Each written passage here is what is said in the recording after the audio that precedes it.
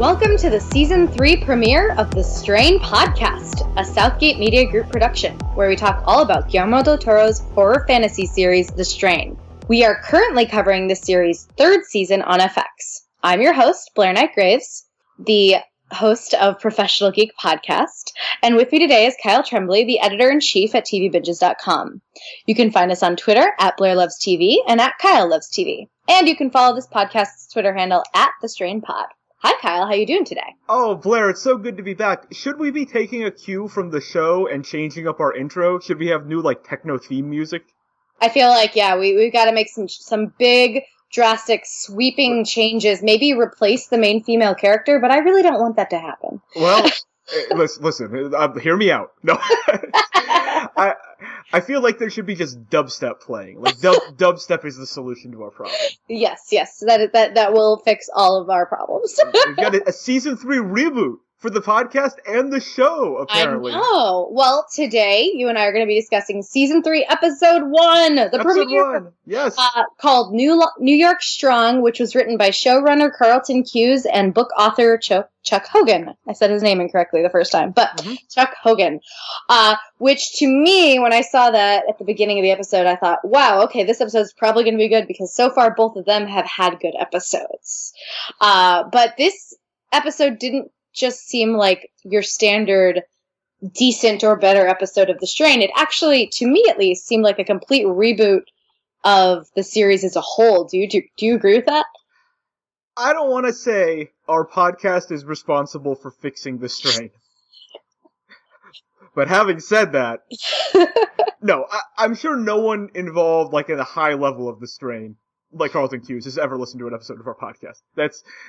But I do think that we maybe voiced concerns that were echoed or were in agreement with people who maybe do have power on The Strain, that we were maybe on the right track with some of our criticisms of seasons 1 and especially 2. Yes. Because this is the first time that I think the show has made a concerted effort to address its single biggest problem, which is that it doesn't feel like the apocalypse is happening. It's a problem that has existed since literally the first episode and has never been addressed in 2 seasons of The Strain. And now, at the start of season 3, they addressed it in a big and comprehensive way. And it's all they addressed. It's all they addressed. It was what this episode was. And they also made some other sort of fringe changes that I think get at stuff we've complained about. But overall, I felt like this was a different show. And I felt like this was a show much more in line with the kind of show I've wanted The Strain to be. I would agree with that, and I'd also say it was much more in line with the show that I expected it to be based on my fandom of the book series. Yes. Although it is clearly taking a very different direction from the book series, I would say this is one of the first times that I feel like the actual tone of the book series was captured in the show. Yes. So, no, I agree with you, and there was a part of me that was like, I feel like somebody listened to our complaints. Yeah. I don't think anyone actually did, but I do think that it is at least some validation, or I'm taking it as validation, that we were on the right track. Yes, that if you scream into the void enough, some good things might happen with television. Some things might echo around. But yeah, again, I just think that shows, and this happened with The Walking Dead too, although it's kind of wavered badly in recent seasons. But if you give a show long enough to figure itself out, and enough smart people are behind it, it eventually, in some semblance, figures it out. Yes. And it's obviously too early to say that The Strain has figured it out, but this episode is the first time that it's actually felt like this seems like the show that maybe they always wanted to make and haven't been able to make to this point. And I don't mean that the studio was restraining them or something. I just mean that for whatever reason, whether the creators of the show felt sort of hemmed in by turning it into a TV series or anything along those lines, this felt like you said, I've read the first 2 books thanks to you and for this podcast. This felt like the books, not in a plot perspective, but just in the tone and the pacing and the way the characters were being presented all felt very book-like in a way that they definitely have not to this point. No, absolutely.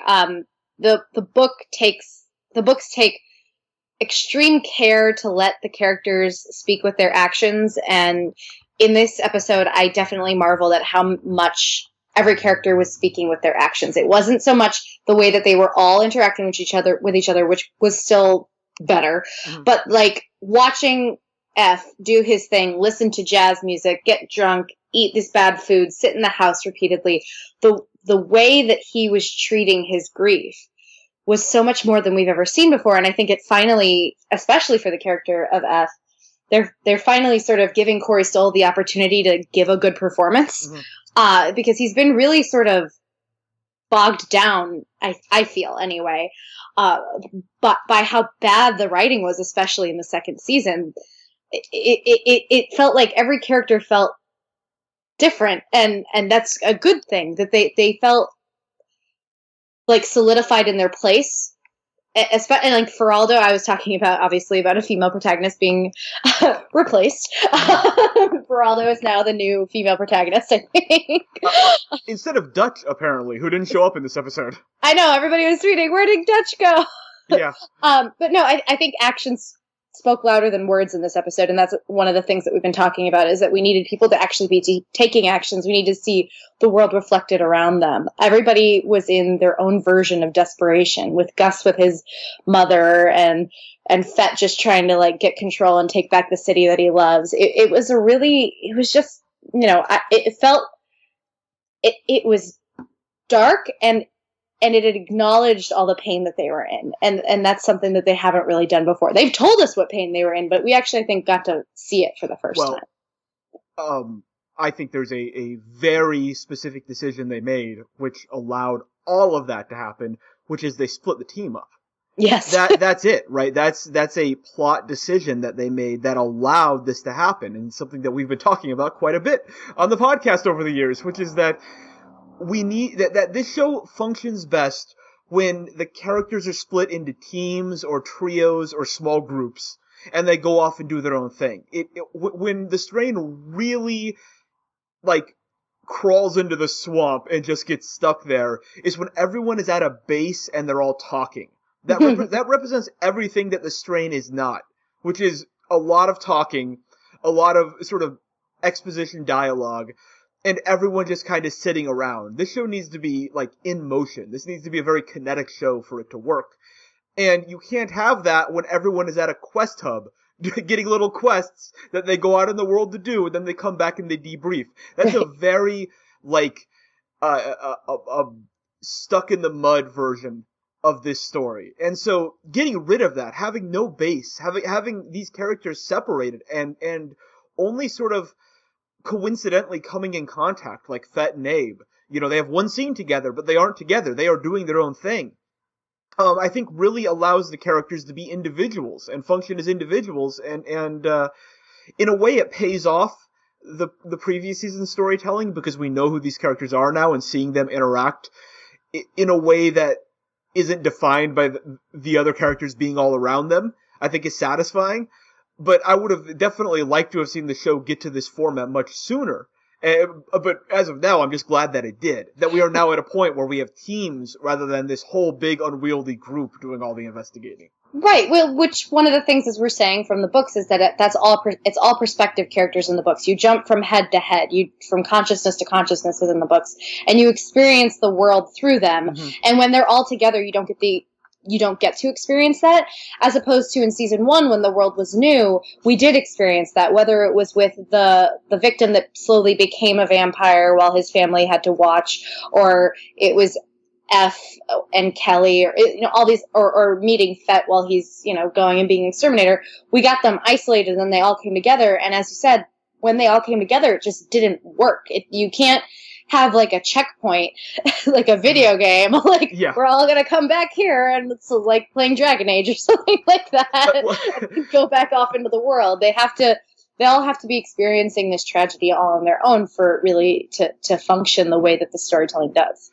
Yes, and on F specifically, his version of dealing with tragedy was he turned into Heisenberg. He turned into Walter White in this episode. I mean, he's bald, he has the goatee, and he's, like, playing around in his sketchy chemistry lab. Like, he was Walter White in this episode, and it's the first time that character has made sense to me. It's the first time that the F character hasn't been, like, a sort of oddly placed action hero. Like, he really felt like a sort of rogue scientist in this episode. And he's still obviously at the center of the sort of narrative due to Kelly and Zach and all of that, and certainly the final scene brought him back to the center of the narrative, but he's not at the center of every sort of action piece now. You know, which is the key. Now we've got Fett for that. You know, and that distinction has become a lot more clear due to the distance between the characters. And so I think kind of rebooting the F character now that Zach is gone and he's lost everything, and now we're seemingly, like, at a point where he might become a bad guy, based on Kelly's sort of ultimatum at the end of this episode. Like, that's a very exciting development for a character that really was stuck in place, for quite a while now. Yes. And, you know, he's, with the loss of Zach as well as with the loss of Nora, coming back to alcoholism, all that stuff. He, like, being a recovering alcoholic who's just bad at being a dad was not really a good flavor for that character. No. So they needed to add a lot more grime to make it more interesting. It was very fascinating to see how much they really were we were calling it, a rebooting it all. Like, Feraldo being sort of in charge of the borough wholly now, and that she's offering protection like she's a gang leader or something for F. Like, there's just so many interesting little intricacies where it felt like the apocalypse had happened, with F going and buying food from a guy in a van. Like, it felt desperate for the first time. Well, and the cold open, where we had another Abe voiceover over a sort of montage, directly set that up. He did something which the show has kind of stopped doing since the pilot, which is let us know how far in we are to this, which it was 23 days. Yeah, 23 days later. And he recapped is too strong a word. He presented and summarized and added to, based on what we've seen on the screen, what the sort of big picture response is and what the big picture situation is, which is what we've been crying out for, and basically everyone who's ever written about this show has said, which is that, what is the government doing? Why are we only addressing this on the smallest possible scale? So the very first scene before the opening credits roll of this season is that being addressed. Like, this is what the government has done. This is how long it's been. This is, like, where the troops are now. This is why New York isn't overrun with soldiers right now fighting this, you know, because it's spread to other cities and the army is sort of spread thin. And there's still a bit of denial, which has sort of defined the government on the strain, this sort of state of denial. But now we are in a much more agreeable place where there are Navy SEALs teams and there is a heavy military presence, and we've addressed that now. It's like, that's all I ever needed. Like, it still, like, perplexes me why this couldn't have been the season 2 intro, because apparently season 2 took place in, like, a week. So could this have happened a week earlier and we could have saved a lot of trouble in season 2? But season 2 took place in a week, and over the course of that week, for 2 days, F was in DC. Right. Like, the time frame of this show is so, like, weird and muddled and compressed, and it's like, it's almost 24, like, where it's, like, literally been 24 days now. This was the 24th day, and we've had, 26 episodes? Yeah. Like, when you actually think about it, that on the strain, to this point, one episode has represented less than 1 day. To this point. That's insane, and it's even more insane how little that is reflected in the show.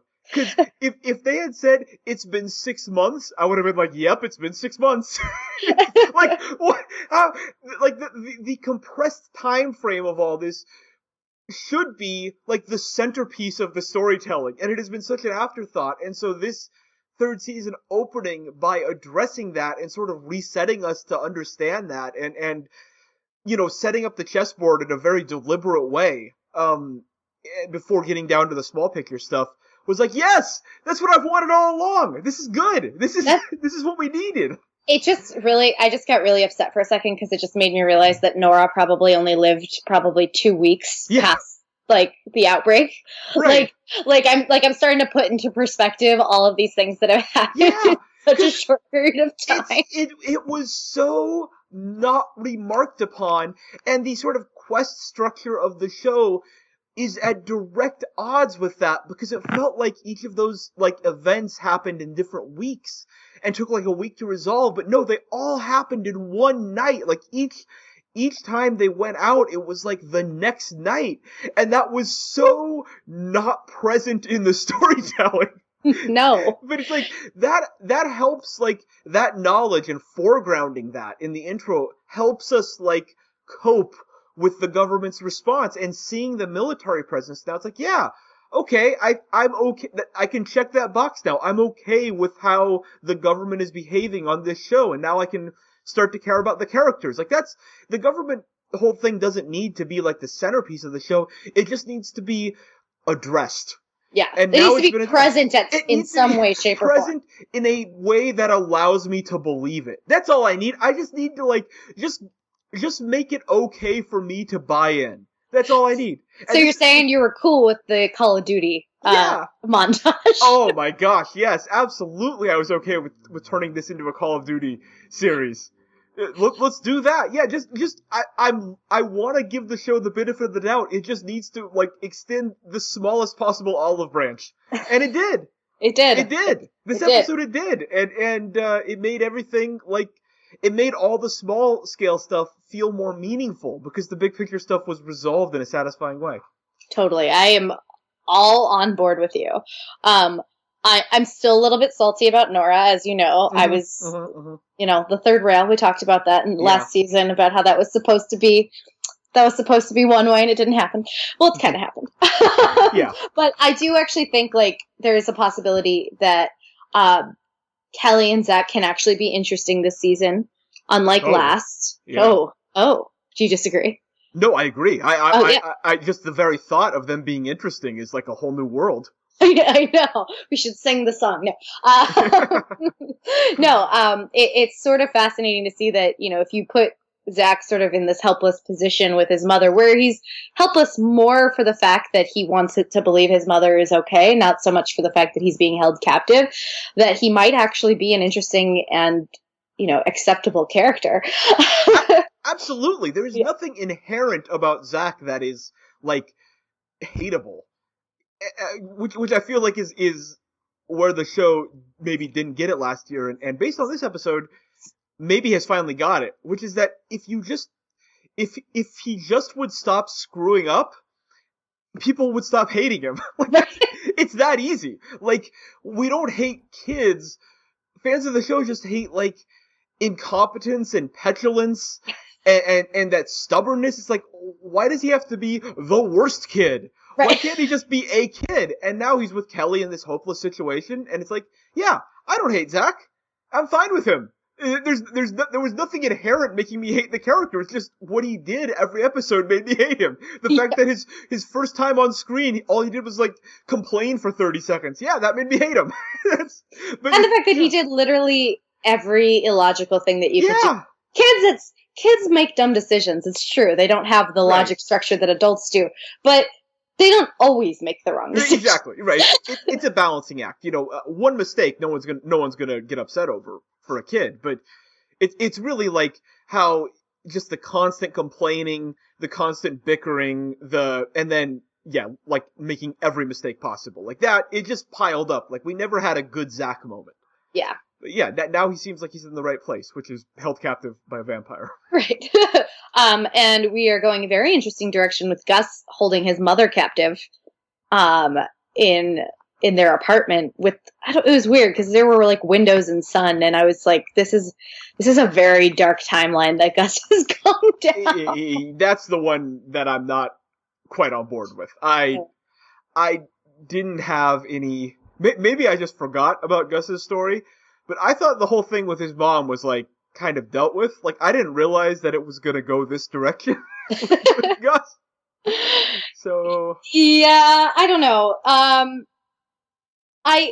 I get it, and I think that that's a way to make your character and your audience empathize with the character, but he just seems like that just seems like a rookie mistake, and Gus doesn't come off to me as a rookie. He comes off to me like he doesn't fully grasp all the sciencey stuff, but he totally gets the fact that these are killer demon things and they don't come back. Like there's no coming back from whence they came, and him keeping her alive feels sort of like a weird way to keep him away from the group. Like it makes sense because as we were just saying, like they figured out that they do need to separate everybody, but that seems like a weird way to keep him away from the group. I agree. I'm curious where they're going with it, but it represents a kind of like almost psychotic break for him, where he's making a decision that he knows is completely irrational. Like his whole thing is that he's street smart, and obviously he loved his mother very much, and that was established. It's just the way he's behaving is he's taking the actions of a crazy person. Yes. And that is, I'm just curious, like, are they going to pay that off? Like, is Gus actually unhinged now? Like, did this just unhinge him? Or are they just kind of, like, saying, oh, look how much he loved his mother? Which I think would be not super satisfying. Right, I agree. The unhinged could have its own way to be very satisfying. Right. But right now he has his mother without her mask on, so the master can see him where he is. There's just a bunch of little plot holes. I mean, Gus might not know that, right, or buy into that, like that specific detail that he's, or the master doesn't even care about Gus. I mean, he's he was working with Eichhorst, but he's not a major player in this whole thing. Like, he has no broader significance. Right. So maybe the master just doesn't care. Again, we'll see where that goes. I'm willing to give it a shot, but that's the only character, although we haven't seen Dutch yet, so I won't say it's the only character. It's the only character we saw in this episode where I'm a little bit worried about where they are. Everyone else I thought was a slam dunk. Oh, really? Every single, all of them? Yeah. Oh. Who's your MVP for the episode? Boy. I'm going to go with F. And it might be the first episode of which I would say that. Yeah, I was going to say, that one took me, that's a surprise. We haven't talked about Fett and his adventures yet. No, we haven't. Because Fett is now like a general, I think. Yeah, Fett just decided to go into the army, and they were like, cool, bro, we're going to make you the top level man. You go, Glen Coco. I think it's best not to think too hard about Fett's, why he's commanding a military unit. We'll just chalk it up to Feraldo wielding some kind of unanimous power to just install people. Insurmountable power. Yeah, Feraldo's some kind of dictator at this point. Right. But in any case, I thought Fett's story represented the way that the Strain should be doing action scenes, which is to say, you don't send all your heroes down into the sewers. Because when all your heroes go down to the sewers, one of two things is going to happen. You're either going to lose a hero, or the scene is going to be unsatisfying. That's the problem, is that when the whole team, when Abe and Gus and Fett and just the whole crew, Nora and all of them, it seems like every previous mission, all of them would get down there. And you put yourself in a situation then when either nothing is going to happen in the scene and it's unsatisfying, or you're going to have to kill one of them off. Because that is a situation of incredible danger. Yes. When you're down in the vampire den, coming face to face with the master, if someone doesn't die, then you are sort of defanging the master. And I think a sort of, aside from the major structural changes, the other big change of this premiere was putting those fangs back in the master. He is now, they are working to reestablish him as a scary entity in and of himself, and not this sort of weird totem who represents evil, but actually every time our heroes come face to face with him, they beat him. They throw him into the sun and he barely survives. The master was definitively not scary. based on the events that had happened. And now, like this, we went a direction towards making him scary again. Well, and part of that is rebranding him.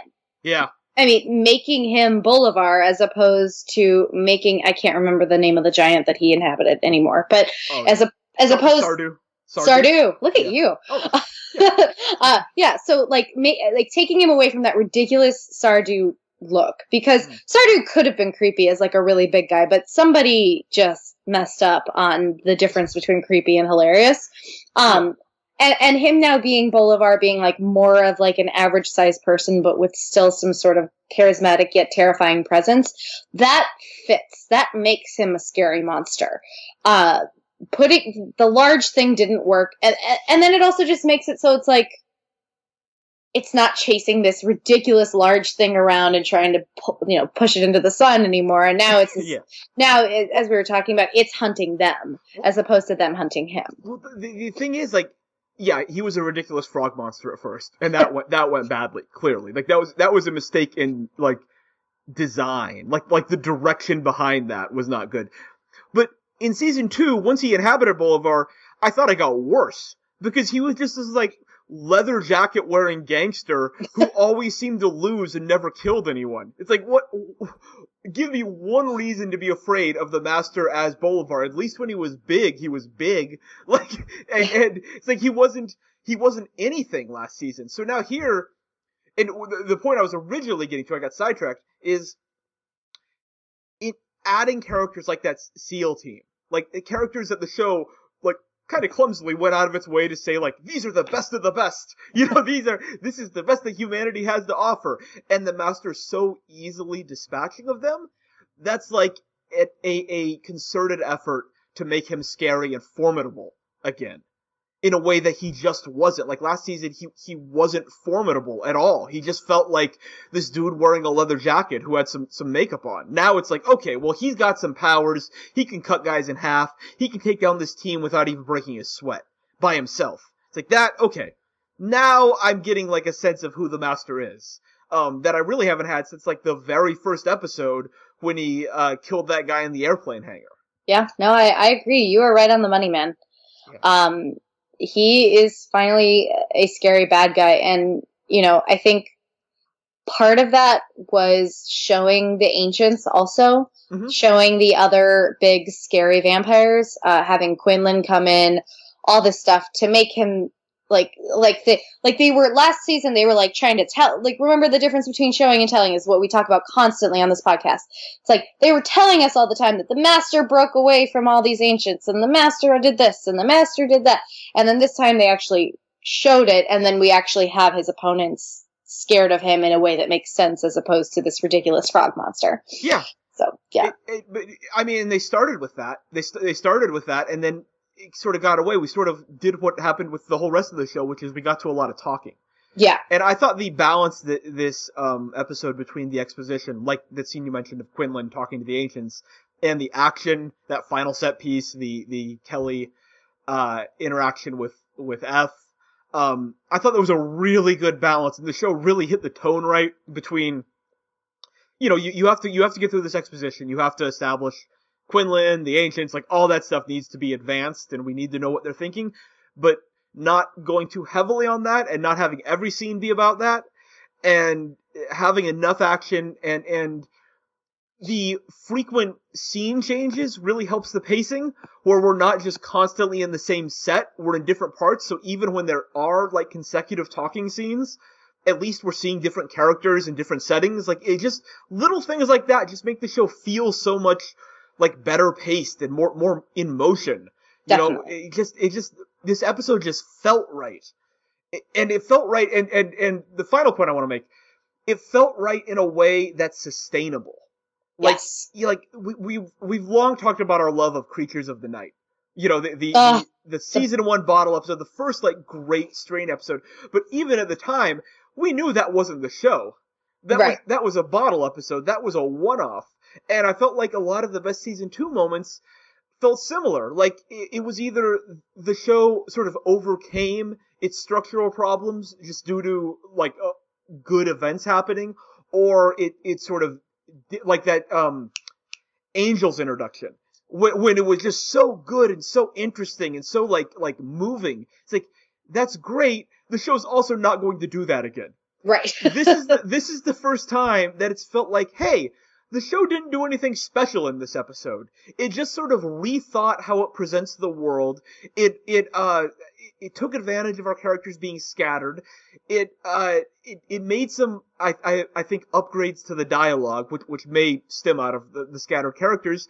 And lo and behold, The Strain seems like a good show. It seemed like a good show, like a good, competent show that was not succeeding despite itself. It actually succeeded on its own merits. It's like, oh, I feel hopeful about this season. Like, oh, what is this feeling? What does this feel like to be watching a show that I don't just enjoy, but that I actually think is good? Yes. And that, I hope it continues. And I mean, the season's going to be fairly long, so I'm sure there'll be ups and downs. But if this becomes the new baseline for the show, if this episode is like the baseline that we sometimes, do better than and sometimes do worse than, I will be extremely happy with this season. Really quickly, longer season? I read that it was only a 10-episode season. Well, I didn't mean longer in terms of the previous seasons. I mean longer in terms of just like, we've got a long ways to go. Yes. This isn't like a 3-episode, British miniseries. Right. We got a full season. All right, yes, we do get a full season, although it is shorter than the previous season. It is, which is good. Yes. Very good, in fact. Very good, yes, because it was sort of strained on its own by taking too long to get to its story, not having enough story to fill the amount of time that they had to tell a story in. 10 episodes feels about right. Hopefully yes. That's proven correct, but I'm very hopeful about that aspect. So before we go, we do have a new Strain bingo card, yes, which we are using now, hashtag the Strain bingo, for every episode. So tune in and hang out with us with the Strain bingo hashtag. We had also our first winner for the season 3 bingo card. It was Michael Cancelero, who I believe has won before, who is at MR _CANC, Mr. Kank, Mr. Kantz, not sure, at Mr. _Kantz. And we're very, very excited for him. We have given him the opportunity to come on in the next episode to talk with us for a few minutes. So we'll see. Maybe he'll be on the next episode with us. But yeah, it's very exciting. Anything of note that you added to the bingo card this year? Yeah, well, let me read the bingo for this one. Anytime someone gets a bingo, we'll read it. This one was the Occido Lumen, which obviously made an appearance. Abe, I was reading it. A stinger near miss, which happened a few times in this episode. Feraldo cleaning up the city. We had a lot of that happening. Icorst, sass. Icorst popped in, had one line in this episode, and it was sassy. And Vampire Kelly acting motherly, which I didn't think we were going to get, but we got that scene of her and Zach. It was the definition of motherly.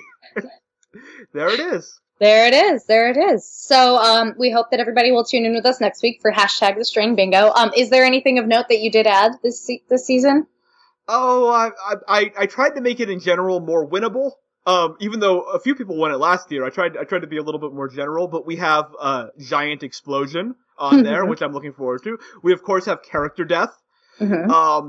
And my personal favorite square, F has a near 100% chance to succeed at something and yet somehow screws it up. Which he did do this episode. Definitely happened in this episode when he took about 15 shots to kill a single Strigon. Yes. That was my favorite square too, so I'm very excited. I'm just happy. It's going to happen every episode. Yes. Oh man. Well, there's no other news that we have to bring up before next week, right? No, but thank you to Lauralee at Lauralee_XX on Twitter for basically coming up with the bingo card. And then I just add like 2 squares myself. Lest you think that I actually thought of all this stuff, it definitely wasn't me. No, we love Lauralee. She is one of our favorite Strain fans. Absolutely. We love being able to work on the bingo card with her. Absolutely. Well, this wraps up our 30th episode of the Strain podcast. Kyle, that's really cool. This is our 30th episode. 30th episode, and might I say, possibly the best episode of the show. Yes. Yes, true. Stay tuned to hear our content for the rest of the season. We'll be covering season 3. Before we go, I want to mention a few things. You can download and subscribe to our podcasts on iTunes, Stitcher, and SoundCloud. You can also hear all of our podcasts at our website, southgatemediagroup.com. Please subscribe to the show and also rate us. Follow the show on Twitter @TheStrainPod, and Kyle and I @KyleLovesTV and @BlaireLovesTV. And remember, that's Blaire with an E. You can also find us on Facebook at facebook.com/TheStrainPodcast. Send us fan mail at thestrainpodcast@gmail.com. Thanks again for tuning in, and we'll see you next week.